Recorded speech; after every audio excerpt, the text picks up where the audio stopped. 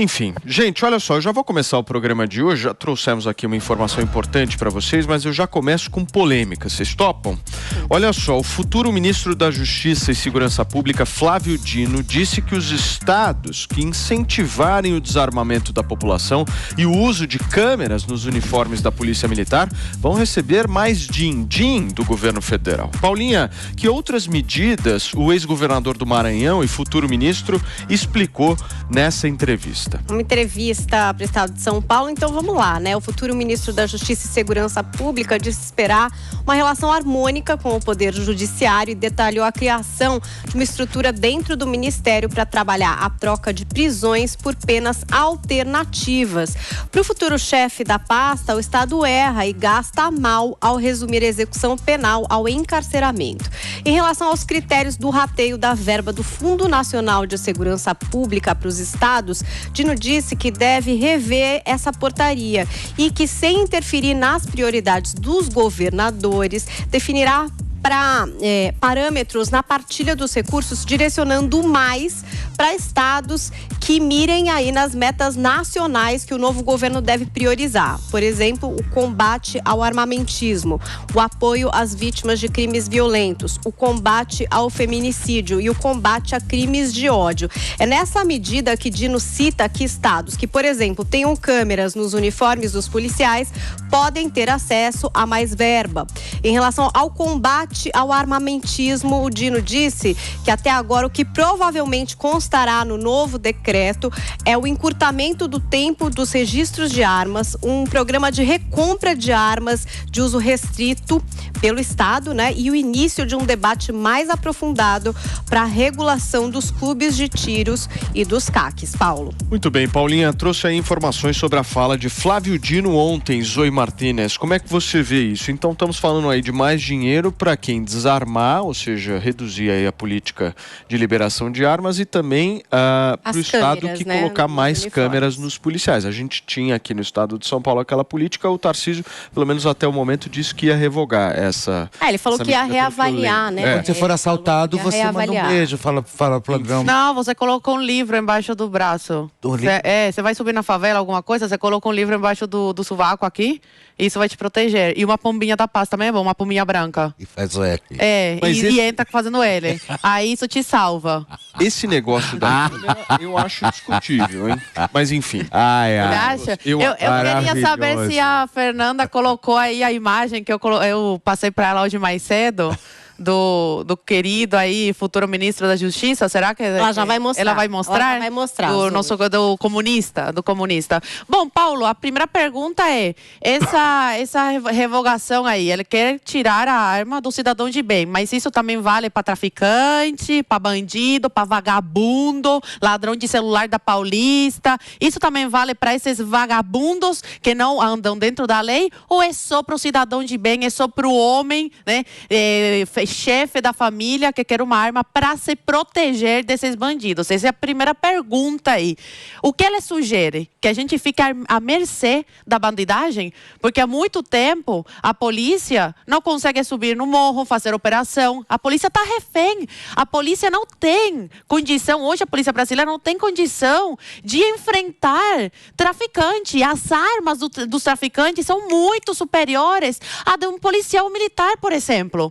E a gente vive uma inversão de valores tão grande hoje no país que bandido, traficante, gente que não respeita a lei, tem direito à arma, pode fazer o que bem entende, mas o cidadão de bem que apenas quer defender a sua vida, defender a sua família, o seu patrimônio, as coisas que com tanto sacrifício demorou para conseguir, esse aí não pode. E aí é crime. Olha a inversão de valores. O errado se tornando certo e o certo se tornando errado. Esse é o triste futuro próximo que está chegando para o Brasil, infelizmente. Mas, por falta de aviso, é que não foi. O que você acha, Conradão, dessa política pública aí que o ministro da Justiça, futuro ministro da Justiça, pretende implementar? Mais um arrepio à lei. Lá em 2005, nós já tivemos um plebiscito no Brasil, perguntando se o cidadão gostaria de ter acesso a armas ou não gostaria. E a maioria da população, 63,94%, votou, nós queremos ter acesso às armas. E nunca foi implementado. com o governo Bolsonaro, a gente teve uma tentativa de só fazer a legalização daquilo que o povo já pediu, e mesmo assim agora vocês estão vendo os inúmeros revogaços. E a primeira forma que o Estado quer, e a Zoe falou muito bem, é desarmar o cidadão, enquanto o bandido, esse tem armas. O bandido ontem, os caras metralharam um helicóptero da polícia no Rio de Janeiro, e aí tá tudo certo, aí não tem problema nenhum, né? Subir o morro, Zoe, como tu falou, com o livro embaixo do braço, não pode, porque o STF já falou que durante a pandemia os policiais não poderiam subir o morro, né, para combater os bandidos. O único que pôde subir o morro durante esse período foi o candidato Lula fazendo campanha eleitoral lá em cima aí para os seus eleitores. Outra coisa que vale a pena a gente levar... É vítima da sociedade. Não é bandido, é vítima da sociedade. Perdão, me confundi. Obrigado, Filipão. Meus amigos, olha só, a arma de fogo, ela é feita... Tem duas formas da gente conseguir convencer a outra parte. Uma através da razão, da conversa, outra através da violência, né? Então, uma é através de argumentos, e quando eles não funcionam, as pessoas vão para a violência. A arma de fogo é uma das formas de nós equilibrarmos as forças. É a forma de equilibrar uma mulher de 50 quilos não ser estuprada por um bandido de 100 quilos. É um vovô de 60 anos, 70 anos não ser espancado por um jovem de 20 anos. É a forma de um cidadão poder se defender contra diversos agressores. Tirania, se defender do tirano, por exemplo. É que se falar isso, vai todo mundo preso aqui, né, Zoe? Então, mas a gente tá falando... Tô até evitando. Mas tirania, tô falando tirania da Venezuela, em Cuba, por exemplo, que a primeira coisa que o Fidel fez foi desarmar a população, para ninguém poder se defender dele. Eu não tô falando da situação do Brasil, tá? Ufa. Que bom que tu esclareceu. Que bom que tu tá sempre prestes. Não que esteja muito longe, né? Pronta para esclarecer. É verdade. Então, meus amigos, as armas não são feitas para matar. As armas são feitas para defesa. Olha o declínio do número de mortes violentas que a gente teve no Brasil durante esse período Bolsonaro, exatamente pelo fato de nós termos acesso às armas. As mortes violentas no último governo Dilma estavam em mais de 60 mil mortes. No governo Bolsonaro baixou para 40 mil mortes violentas, cerca de 40 mil. E se a gente for comparar mesmo com o aumento da população, essa taxa de mortes violentas a cada 100 mil habitantes, hoje em dia é a menor desde 1996. São vidas preservadas. O que a esquerda quer? Vocês já sabem, né? Dá um benefício, como vocês também viram muito bem, a Paulinha trouxe um ponto essencial, que o Flávio Dino tá falando, não, vamos, né, desencarcerar os bandidos e trazê-los para uma pena alternativa. Ontem, a Polícia Federal foi prender deputados. Ontem, a Polícia Federal colocou tornozeleira em deputados eleitos pelo povo. Vocês acham que tem uma proporcionalidade nessas duas ações? O que é uma pena? O que é uma pena alternativa, Conrado? As penas alternativas podem ser aquelas diferentes do desencarceramento. Segundo a lei, pode ser pagamento de cesta básica, pintar o muro de uma creche, fazer um trabalho social. Só que o grande problema disso, essa é uma tendência que tomou conta do judiciário brasileiro a partir dos anos 80, de uma obra de um autor americano chamado Dworkin, que era o Império da Lei, a Era do Império da Lei. E essa obra dizia o quê? Que cada juiz, que a lei escrita, como a nossa Constituição, ela de nada vale, não tem serventia, porque ela foi escrita num tempo passado. Então, cada juiz tem que chamar para si essa responsabilidade de relativizar essa lei para os dias atuais. Só que daí, todos os juízes do mundo resolveram relativizar as leis. Agora o que a gente tem são decisões monocráticas. A gente teve durante a campanha eleitoral juízas, principalmente aqui do Rio Grande do Sul, dizendo que não poderia usar a bandeira do Brasil porque estava fazendo propaganda para algum candidato. Vocês percebem? E a gente tem daí cada juiz tirando, né, da sua cabeça, da sua cachola, algumas decisões. Tanto que a gente tem um provérbio, um ditado dentro do direito brasileiro que diz que de barriga de mulher e de cabeça de juiz, ninguém sabe o que vem, Felipe. É um belo provérbio esse. Eu tenho uma dúvida. Penas alternativas também valem para os bolsonaristas e para os deputados estaduais que estão sendo presos? Cidadãos de bem que estão sendo presos pelo crime pelo horroroso crime de ser bolsonarista, ser apoiador aí da Constituição, ser apoiador aí do presidente Bolsonaro, ser apoiador do Estado Democrático de Direito? Será que essas penas alternativas valem também para esses? Ou é só para traficante e gente que mata? Né? Mas sabe como é que a gente explica? Cadê a foto? Coloquem a foto aí, que isso explica muita coisa. Cadê a foto do futuro ministro da Justiça? Quero ver se agora vão falar que eu sou paranoica, que o comunismo está só na minha cabeça. Ser comunista é defender a comunhão justa da riqueza. No caso é da riqueza só para os chefes, né? Só para os amigos do rei, Lula e os amiguinhos aí. Para o resto é comunhão igualitária de miséria, de falta de liberdade. Né? O que foi, Paulinha? Você se incomodou aí?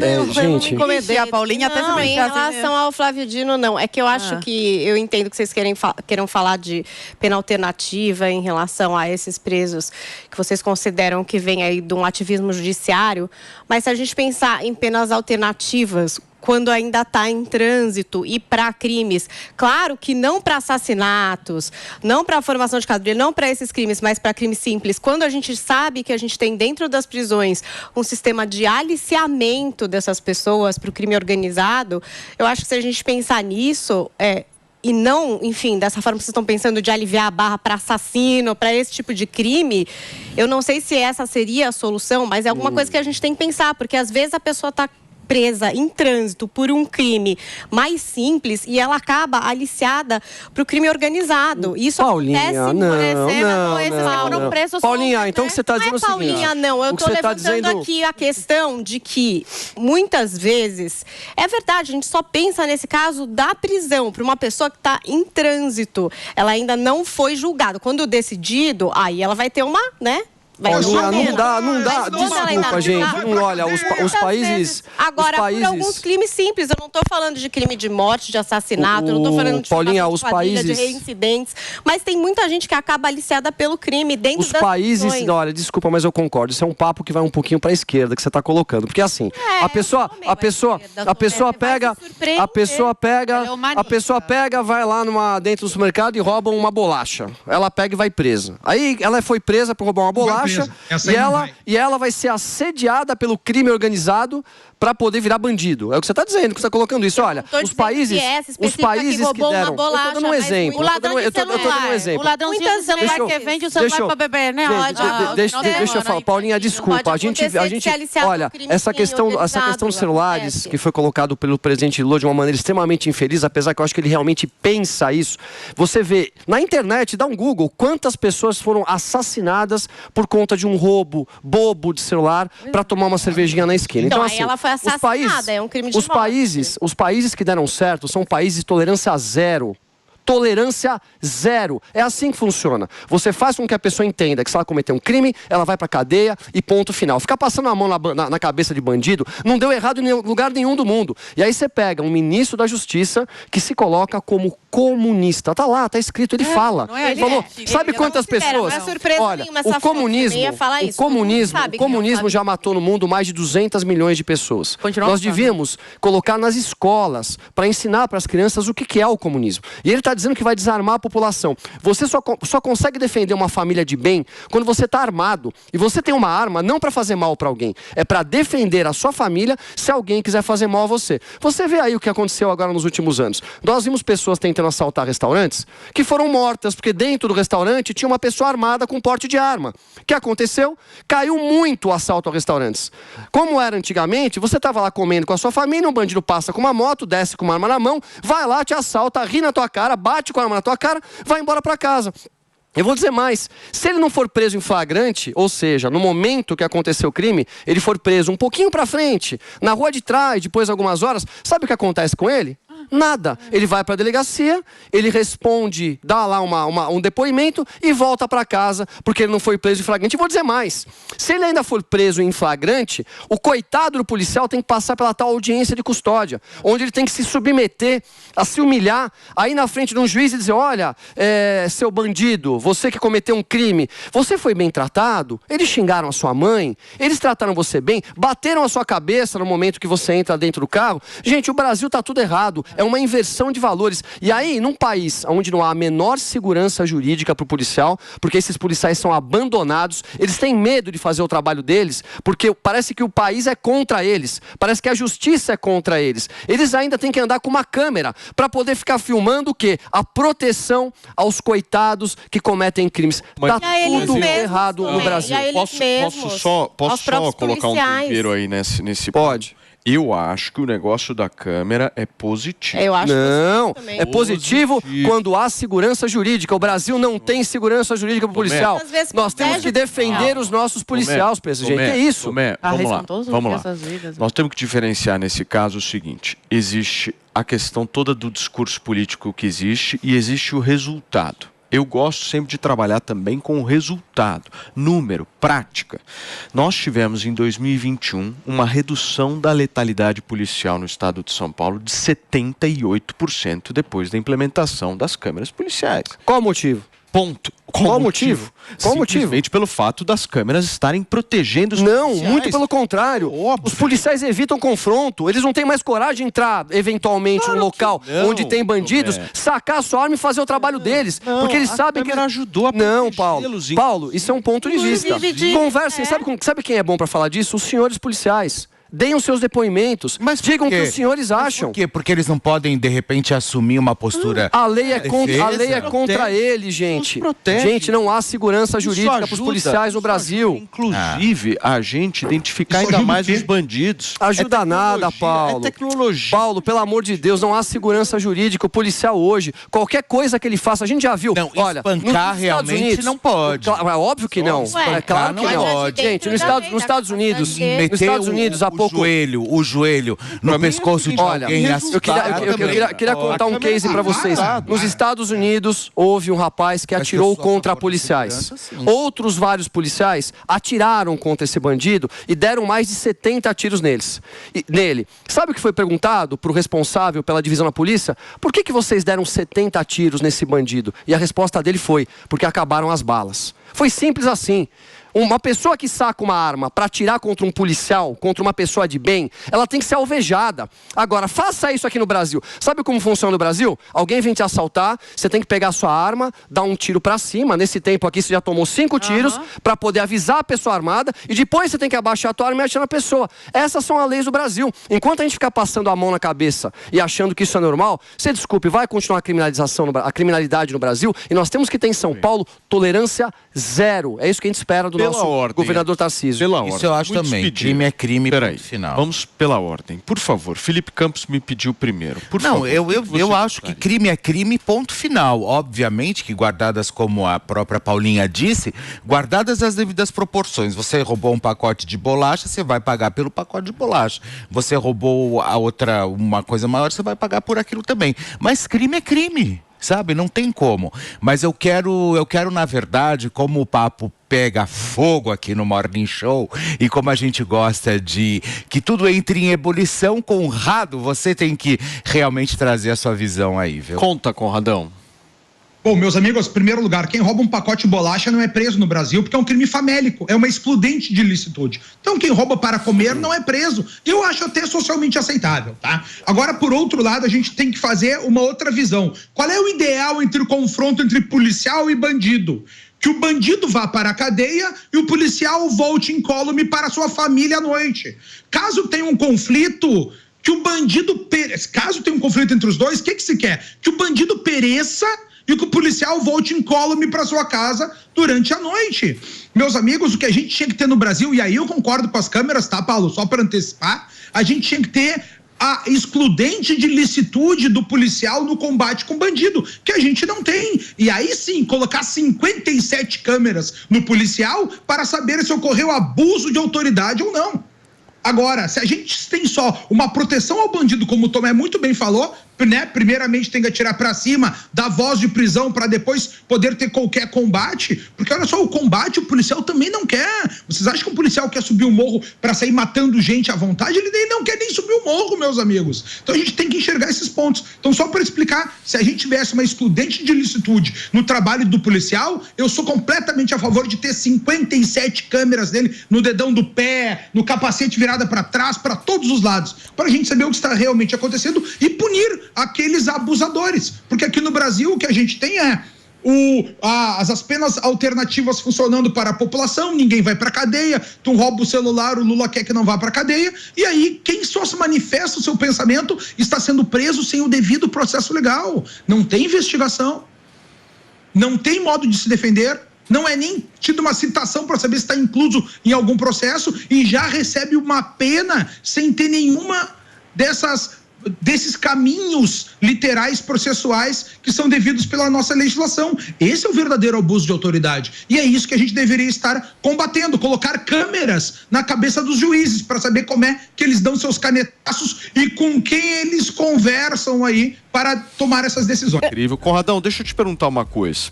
Você citou a questão da excludente de ilicitude, né? Com perdão da minha ignorância nessa questão policial, mas eu me faço um questionamento aqui. A excludente de ilicitude, Paulinha, até te inserindo também nessa conversa, é meio que uma carta branca, certo? É uma carta branca. É você dizer o seguinte, olha, qualquer coisa que policial fizer, independente do que seja, ele não vai ser julgado por isso, certo?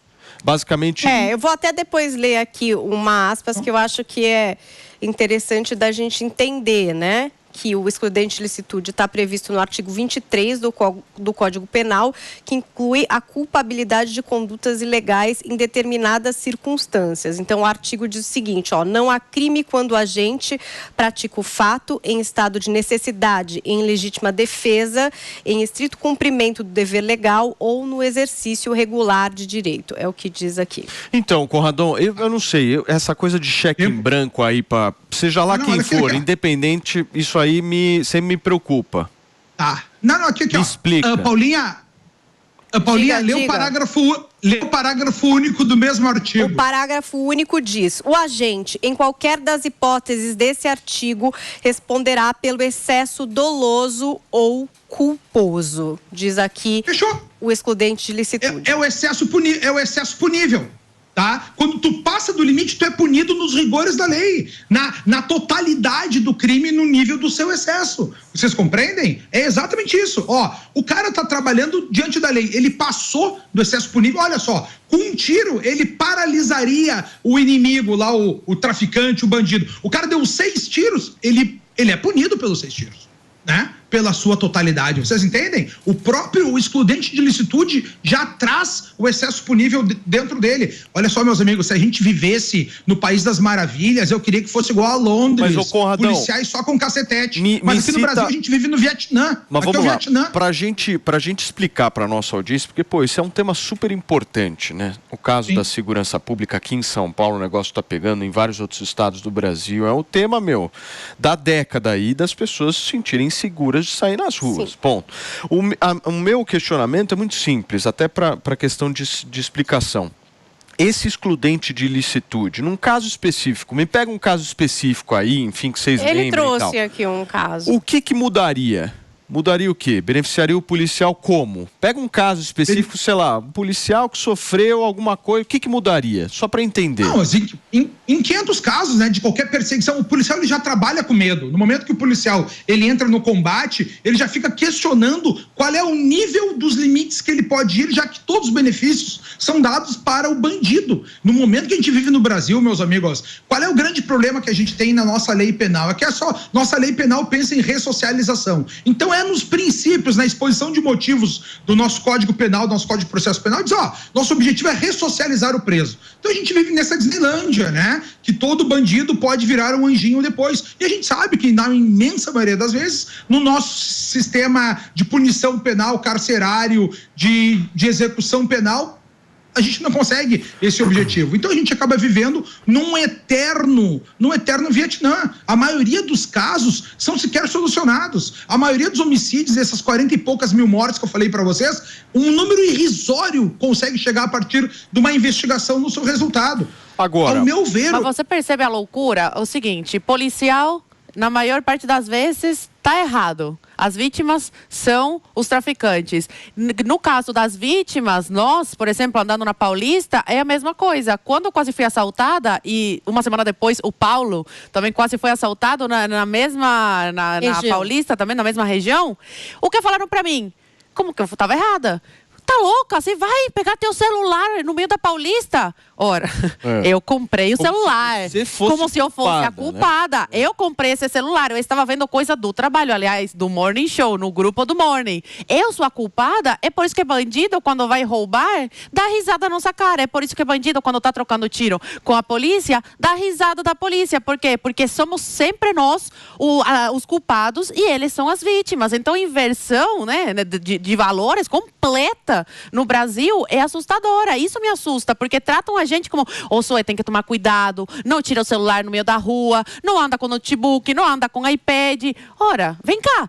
É isso mesmo que eles têm que falar pra gente? Ou deveria ser, vamos punir com o rigor da lei, não vamos dar brecha pra saidinha, se pegou 10 anos de prisão, vai cumprir os 10 anos. Não deveria ser esse discurso? Ao contrário do que a gente vê de, não, você que tem que tomar cuidado, o bandido tá livre, solto aí, ele tá à vontade pra roubar. Então você que tem que se cuidar.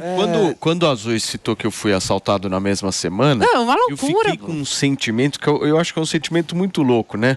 Porque você pensa o seguinte, porra, eu dei bobeira. Dei mole. Eu comecei a gritar com o bandido. Eu falei, volta aqui, vagabundo. Não, eu sei dei bobeira. Que é errado, ele podia estar armado e eu desarmada. Paulinha, o que é dar bobeira? Dar bobeira é você ter simplesmente viver normalmente, andar, tá distraído. Mas assim, dá bobeira. Olha, a segunda vez foi agora, 2 meses atrás. Um seguidor me salvou. Foi perto da minha casa. Eu tirei o celular e falei, tô chegando na minha casa, vou pegar o celular. E eu tava de fone, escuta. O seguidor falou assim pra mim, você tá louca? Você quase foi assaltada. Eu sou a louca? Eu tô chegando na minha casa, pego o celular pra fazer uma ligação rapidinha e eu que sou a maluca? Ou eu, ladrãozinho, vagabundo, vítima da sociedade que queria me assaltar? Quem que é o culpado? Me diz. Sim. O ladrão ou eu que comprei meu celular honestamente e quero usar? Mas olha só a inversão de valores no Brasil. Qual que é o pior crime que se pode cometer numa nação? O que vocês acham? Pra mim, é desviar dinheiro público. Porque é uma coisa que você não tem como ponderar, né? Quantas pessoas morrem por conta desses crimes todos com dinheiro público? O que aconteceu no Brasil nos últimos anos? Nós fomos assaltados, não há dúvida disso, e não é o Tomé que está dizendo. São jornais, a Operação Lava Jato, inúmeros criminosos foram para a cadeia. E o que aconteceu com eles? Nada. Nada. Olha o exemplo que nós temos de cima. O crime compensa no Brasil. E vou dizer mais para vocês. Uma pessoa, eventualmente, um assassino, um bandido, ele entra lá e mata um pai de família. E esse bandido vai para a cadeia. O que acontece com a família dele? Recebe um auxílio. Sabe o que acontece com a família de quem morreu? Nada. Gente, esse é o Brasil que a gente vive. Tá tudo errado. Enquanto a gente fica passando a mão na cabeça de bandido, enquanto a gente fica tentando achar justificativa com esses tal direitos humanos da maneira exagerada, tá? Porque tem um limite do que é tratar bem e tem um limite do que é punir. Enquanto nós vemos policiais negros sendo mortos, entrando em comunidades, trocando tiro com bandidos, ninguém fala nada. E quando aquele bandido, traficante de drogas, que assedia os nossos filhos, que causa todo esse sistema que nós temos de corrupção no Brasil, de assalto, de situações que nós não queremos, e foi defendido os direitos dele e não defendido o direito do policial, vai estar tudo errado no Brasil.